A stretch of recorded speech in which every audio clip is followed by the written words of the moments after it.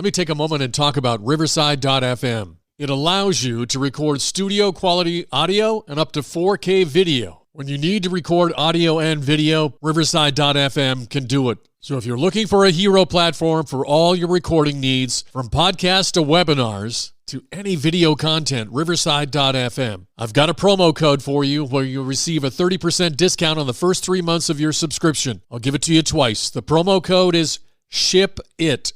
All one word, SHIPIT, and you'll pick up a 30% discount on your first 3 months of your subscription. Riverside.fm. In this special edition of the Pigskin Daily History Dispatch, we have the football history headlines of December 6th and how a young Red Grange drew a big New York City crowd, as well as Ernie Davis wins the Heisman and a big Derrick Henry run.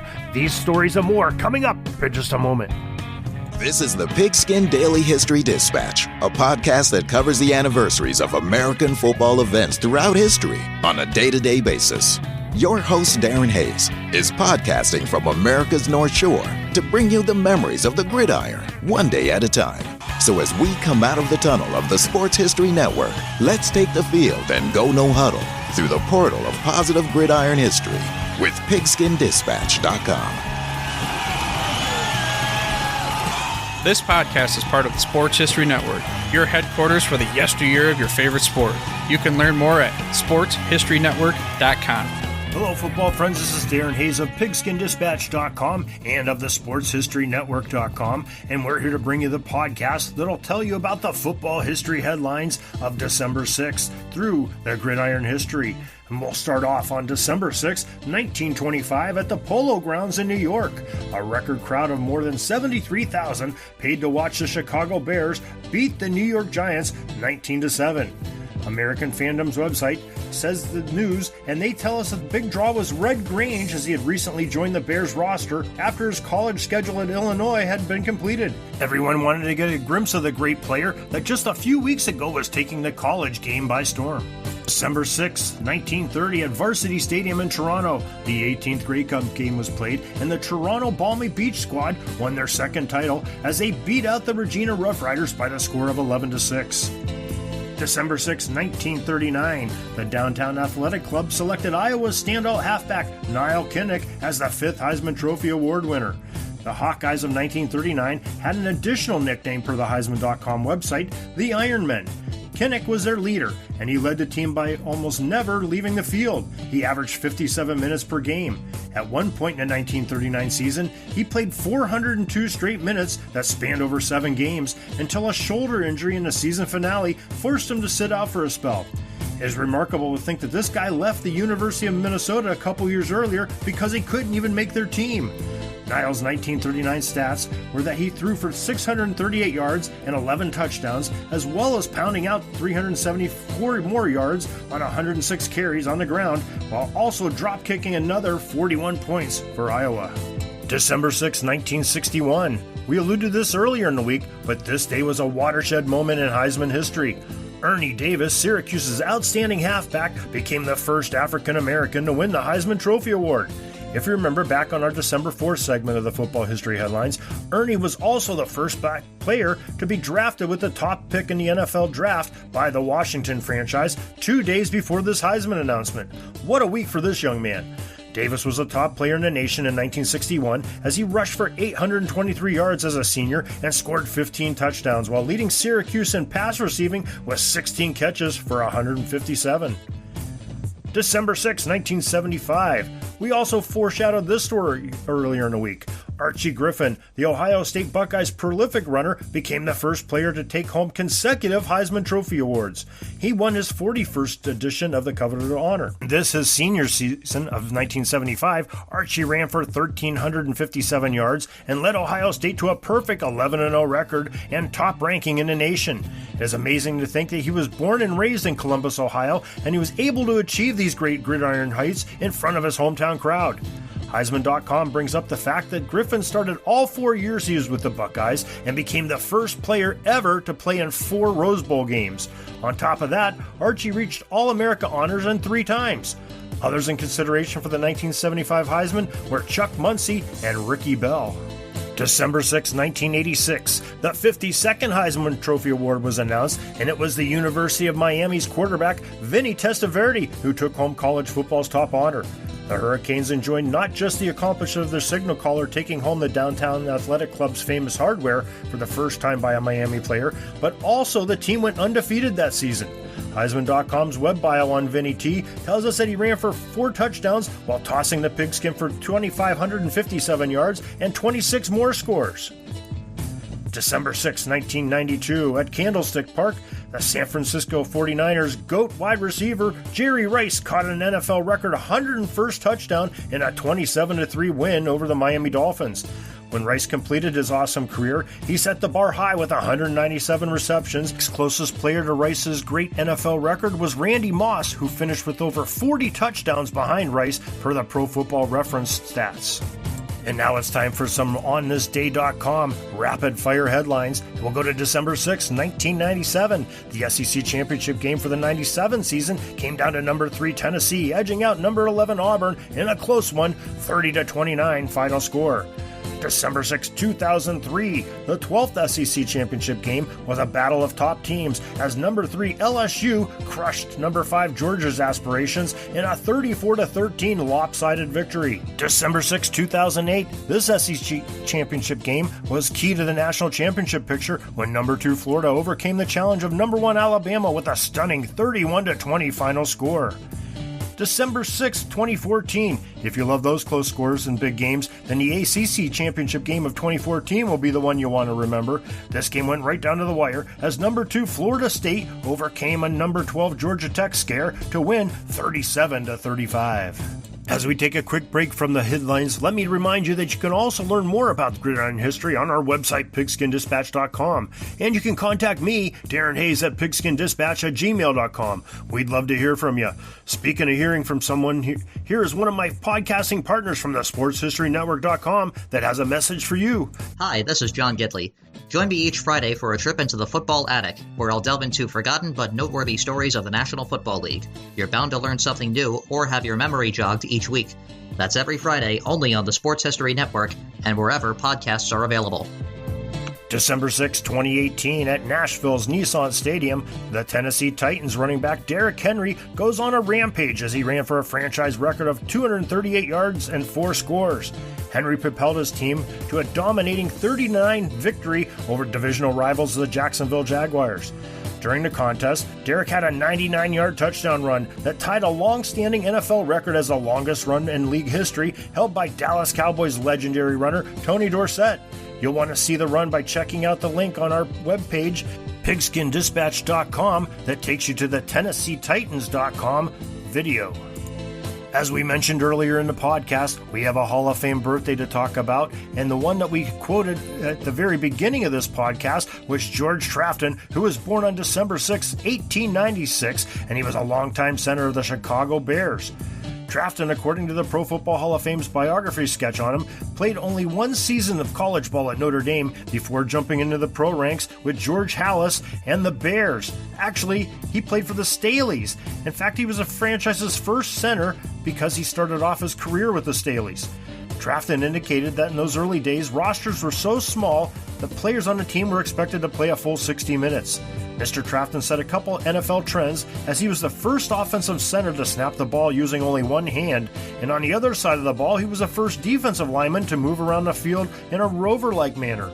He spent 12 seasons in the league, and the Pro Football Hall of Fame enshrined George Trafton in the year 1964. December 6, 1898, in Waco, Texas, Benny Lee Boynton, the quarterback from Williams College in Williamstown, Massachusetts, was born. Benny's profile on footballfoundation.org informs us that he is Williams College's most famous gridiron player, as Boynton directed the Williams 11 to a total of 18 wins, 5 losses, and 1 tie. Their 1917 team had a perfect undefeated season as they registered upset victories over larger schools like Cornell and Columbia. Benny received consensus All-America recognition in 1917 and 1919. And in 1920, he led Williams' offense to some high offensive productions, such as the game against Wesleyan, where the Fs put up 50 points, and they scored 62 versus Trinity. Rensselaer Polytech gave up 63, and Hamilton saw an embarrassing 82 points put up against their defense.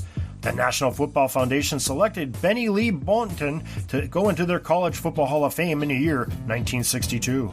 December 6, 1918, in Fort City, Pennsylvania, Nick Dreyhouse, the great tackle from Cornell University, was born. The National Football Foundation selected Nick Dreyhouse to be inducted into the College Football Hall of Fame in 1981. December 6, 1921, at Waukegan, Illinois, the Otto Graham, the great signal caller for the 41-43 Northwestern Wildcats, came into this world. According to the National Football Foundation, Graham was a well-rounded, as he was an All-American in football in 1943, an All-American in basketball in 1944. Also, Otto won letters in baseball, 2 of them, and excelled as a musician. Geez, was there anything this young man couldn't do well? It may have been a shorter list of things that he couldn't do well. Technically, in college, Graham played the position of left halfback in the Wildcats' single-wing offense. Just an editor's note, there's not to seem to be any correlation of Northwestern's success with the single-wing offense and the fact that the single wing in today's football landscape is referred to as the Wildcat offense. Perhaps this is a story for a future episode. Anyhow, back to Otto Graham. He set numerous offensive records at his school, and they can be found on the NFF article for his bio. In 1956, the College Football Hall of Fame accepted Otto Graham into their ranks of the Gridiron Legends. After his college playing days ended, Graham became the first Cleveland Browns player when Coach Paul Brown signed him as a T-formation quarterback. Otto and the Browns dominated the now defunct AAFC Professional League, and thereafter they entered into the realm of the NFL, where they had continued on their previous successes. Graham's biography sketch on ProFootballHof.com tells us that he played 10 seasons of pro ball and was the top passer in the respective leagues he played in 6 of those years. He was also giving all league honors in 9 of the 10 years he played professionally. The 1950 NFL title game saw Otto toss 4 touchdown passes, and in 1954's NFL championship contest, he ran for 3 and threw for 3 scores. The Pro Football Hall of Fame enshrined Otto Graham in 1965. We also want to mention that Pro Football Hall of Famer Andy Robustelli was born on this day of December 6th. And we hope you enjoyed these football history headlines, and we hope you'll join us back tomorrow for December 7th edition, as we will talk about what happened in the NFL games the day Pearl Harbor was attacked. To make sure you get notified the second the next edition of the podcast is released, please put your mouse cursor over that subscribe button in your podcast player and crush it like an offensive tackle hitting a DB. You can also find all of the episodes of your favorite podcast provider at PigskinDispatch.com or the SportsHistoryNetwork.com, where you'll also find many great nostalgic sports stories and interviews with podcasts of an all-star cast of podcast hosts and guests that share some of history's greatest sporting events. So until tomorrow, we'll see you later, sports fans.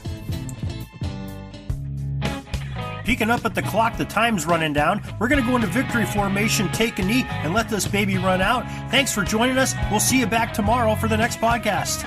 We invite you to check out our website, PigskinDispatch.com, not only to see the daily football history, but to experience positive football with our many articles on the good people of the game, as well as our own football comic strip, Cleat Marks Comics.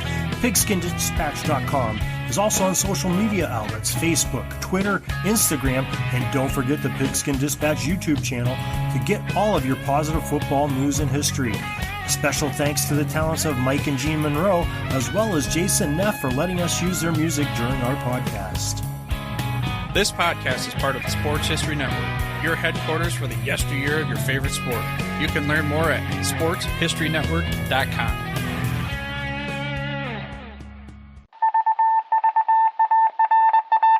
It was just another ordinary day in the offices of the Pittsburgh Guardian newspaper circa 1924. But for Marla Delft, assistant editor, everything was about to change. For she was about to discover the awesome attractiveness of Row 1 brand retro sports paraphernalia items thanks to Orville Mulligan, sports writer. And there it is. Wow, Orville, that's really the bee's knees. Isn't it just? A poster-sized replica of the actual 1909 World Series program cover. I can see that. But where did you get it? And where'd you get it framed? I ordered it from the Row 1 website, where over 6,000 items of sports memorabilia from the 1880s to the 1990s are available for reproduction, in multiple sizes and in several different materials, with over a dozen styles of frame to choose from for prints like this. Well, I'm sure Mr. Delft would love to put up more of these in the office. But I'm equally as sure they're beyond this newspaper's budget. Not at all, my dear Marla. See for yourself. Go to sportshistorynetwork.com/row1. sportshistorynetwork.com/row1. Oh my, these are good prices.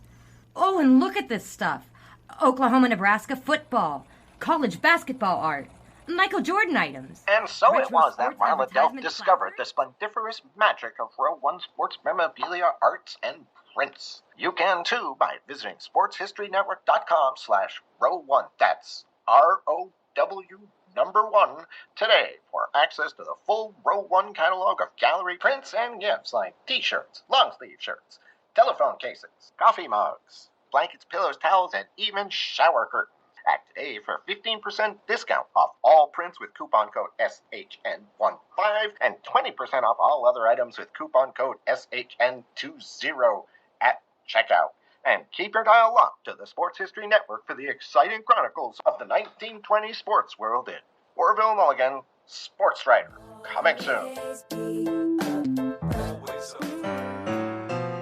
Are you having a hard time figuring out what to get Dad for Father's Day? You should check out Row 1 Brand's Vintage Pictorum Gallery.